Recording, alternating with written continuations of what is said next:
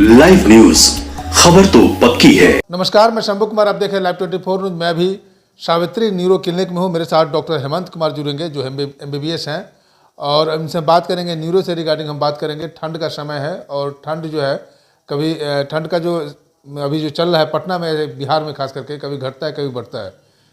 ठंड में खास करके पैरालिसिस मारने का अटैक ज़्यादा संभावना होता है। हम इसकी बात करेंगे। सर, ऐसी संभावना है कि ठंड में पैरालिसिस ज़्यादा मरते हैं?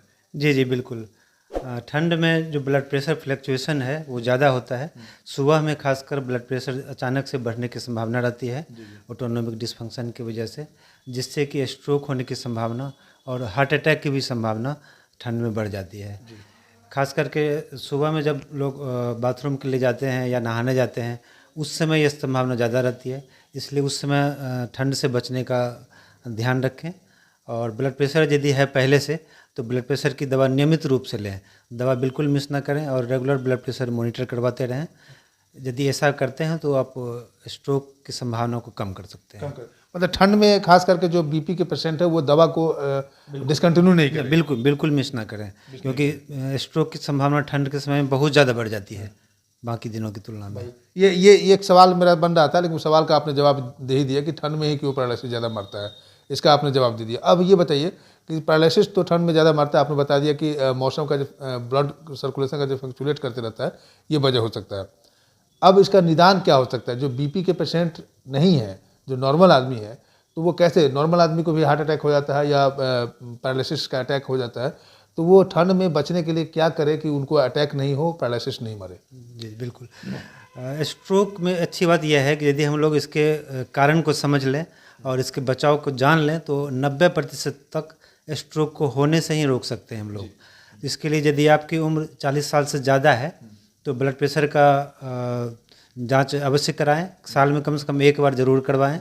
इसके अलावा सीडेंट्री लाइफ स्टाइल को छोड़ें, प्रॉपर एक्सरसाइज करें, खान पान में परहेज करें, तेल की मात्रा और नमक की मात्रा कम रखें, हरी साग सब्जी और सलाद की मात्रा ज़्यादा रखें। इसके अलावा यदि डायबिटीज़ है तो उसकी दवा नियमित रूप से लें, क्योंकि डायबिटीज़ स्ट्रोक का सबसे बड़ा कारण है। और जो एक और इम्पोर्टेंट महत्वपूर्ण कारण है वह है स्मोकिंग। यदि आप स्मोकिंग को छोड़ते हैं तो स्ट्रोक की और हार्ट अटैक की संभावना को बहुत हद तक कम कर सकते हैं। इसके अलावा हार्ट डिजीज़ भी स्ट्रोक का एक बहुत बड़ा कारण होता है। यदि हार्ट डिजीज़ आपको पहले से है तो उसकी दवा भी नियमित रूप से लें, इससे भी आप स्ट्रोक की संभावना को बहुत हद तक कम कर सकते हैं। इस तरह से हम लोग देखते हैं कि लाइफ स्टाइल चेंज करके, खास करके ब्लड प्रेशर मॉनिटरिंग, शुगर के लिए नियमित मेडिसिन लेकर, एक्सरसाइज के द्वारा, खान पान में परहेज के द्वारा, और लिपिड प्रोफाइल यदि गड़बड़ है तो उसको कंट्रोल करके, स्मोकिंग छोड़कर आप स्ट्रोक की संभावना को 90% तक कम कर सकते हैं। सर, अब ये तो आपने एडल्ट की बात की, जो मतलब 18 के प्लस हो, उसकी बात कर रहे हैं, 60 प्लस हो। अब हम बच्चों की बात करते हैं। बच्चों की बात इसलिए कर रहे हैं कि कुछ बच्चे ऐसे होते हैं कि माँ के पेट में ही वो मेंटल डिसेबिलिटी हो जाती है, डिसऑर्डर हो जाता है, वो मानसिक रूप से वो विकसित नहीं होता है। तो ये आपके न्यूरो का ही पार्ट है, आप ही का डिपार्टमेंट है। तो उस माँ को क्या करना चाहिए, या वो माँ क्या गलती करती है कि इस तरह के बच्चे पैदा हो जाते हैं?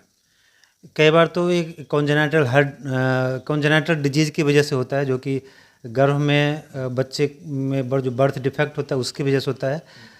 नॉर्मली लगभग 2% केस में जो है बर्थ डिफेक्ट होता है। इसके अलावा कुछ दवाओं के द्वारा भी इस डिफेक्ट की संभावना बढ़ जाती है। खास करके जो एपिलेप्सी की कुछ मेडिसिन है उसके द्वारा, और कुछ दवाएं हैं जिससे कि ब्रेन के डेवलपमेंट में असर पड़ता है।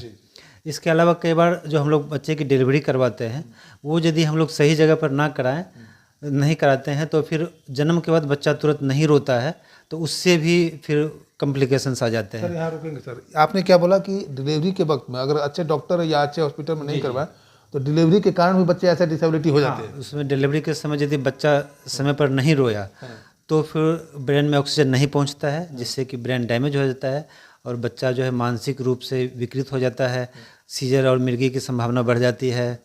तो ये सब जानबूझ के आप लोग रुलाते हैं उस समय? हाँ बिल्कुल। इसलिए गांव में ना कराएं, कम से कम अस्पताल में कराएं जहाँ की डॉक्टर उपलब्ध रहते हों, कि इस तरह की समस्या हो तो तुरंत, जहाँ भी अच्छे डॉक्टर हो। बिल्कुल, ताकि डॉक्टर तुरंत अटेंड कर सकें और इस समस्या से बचा जा सके। अच्छा, एक रीज़न ये भी हो सकता है क्या कि आज के डेट में, आज के समय में जो फास्ट लाइफ है या शहरी क्षेत्र की जो लड़कियां हैं, शादी से पहले या तो वो फास्ट फूड करते हैं या स्मोकिंग करते हैं, ड्रिंक लेते हैं, अल्कोहल लेते हैं, गांजा, यहाँ तक ये सब तक सुनने को, गांजा तक भी लड़कियाँ लेती है। ये कितना नुकसानदायक है उसके माँ बनने में, उसके माँ बनने के बाद उसके बच्चे पर कितना असर करेगा? देखिए, ये नशा से एक तो पहला चीज़ तो इनफर्टिलिटी भी होने की भी संभावना रहती है कि माँ बनने की संभावना भी कम हो जाती है। और यदि प्रेगनेंसी के दौरान ये स्मोकिंग या फिर अल्कोहल लेते हैं तो उसमें बर्थ डिफेक्ट की संभावना बढ़ जाती है। ये चीज़ मैं उसमें बोलना भूल गया था। बर्थ डिफेक्ट का एक बड़ा कारण ये भी है कि प्रेगनेंसी के दौरान धूम्रपान या अल्कोहल या और कोई नशा करना। चलिए, तो आप सुने डॉक्टर हेमंत कुमार को, जो सावित्री न्यूरो क्लिनिक चलाते हैं, मलाही पकड़ी कंकरबाग में है ये। और मैं आपको जो भी सवाल था, मेरे दिमाग में जो भी सवाल था, उस सवाल को मैंने इनसे चर्चा किया। खास करके ठंड के समय में जो ओल्ड एज के जो व्यक्ति होते हैं उनको हार्ट अटैक या ब्रेन हैमरेज होने की संभावना ज़्यादा होती है, तो आप उससे कैसे बचें और क्यों होता है, उस सारे सवालों पर जवाब दिया इन्होंने, बखूबी जवाब दिया कि कैसे बचें, क्या निदान है, उस पर भी जवाब दिया।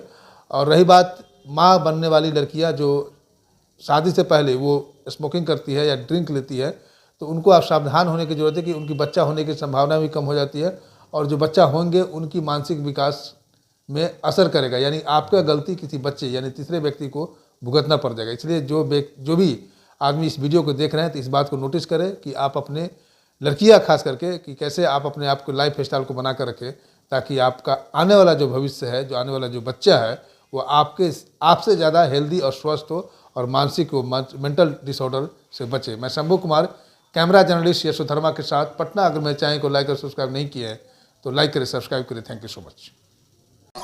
लाइव न्यूज, खबर तो पक्की है।